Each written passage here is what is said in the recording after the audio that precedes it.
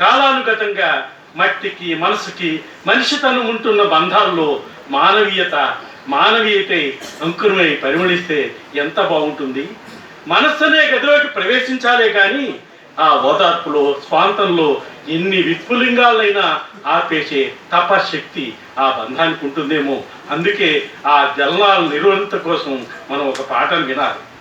జీవమున్న పాట అంటే సజీవ చేతనకు ఆలంబన, ప్రాణస్పందనలు ఇస్తుండాలే కానీ కర్ణప్రేయంగా శృతి చేయబడాల్సిందే.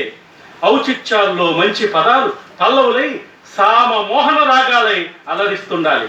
అప్పుడే కదా పండు వెన్నెనల్ని గండు కోయలల్ని తరువుల్ని తన్మయత్వంతో నివేదనతో తలలూపే తనువులు సహజాతంగా ఎదలోతుల్లో గదుల్ని మీటుతాయి.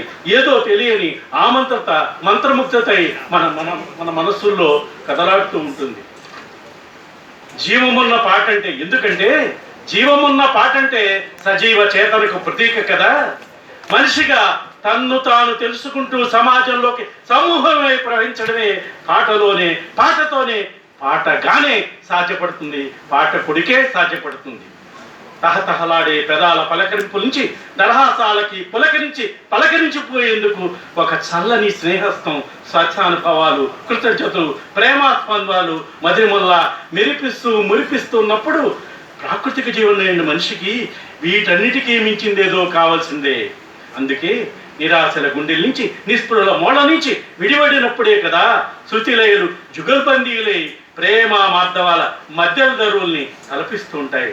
విశ్వజీవన కమానుల్ని సార్వజనీన రాగాలుగా పలిపించేందుకు కళకూచితాలు, అదే ఈ ఉగాది కవి కూచితాలు తమ వార్షిక గానాల్లో అలా ఇలా చైతన్యం నింపుకుంటూ పిల్లల గురువులో పోగుపడ్డ మురళీరవం మండు టెండల్లో మట్టి తట్టలు ఎత్తుతున్నా అందరూ వెండి చెంచాలతో పుట్టలేకున్న ఆ జీవనరాగం ఆశల్ని కొత్తగా కొంగర్తిగా కొడుగులో పురిడింపజేస్తూనే ఉంటుంది.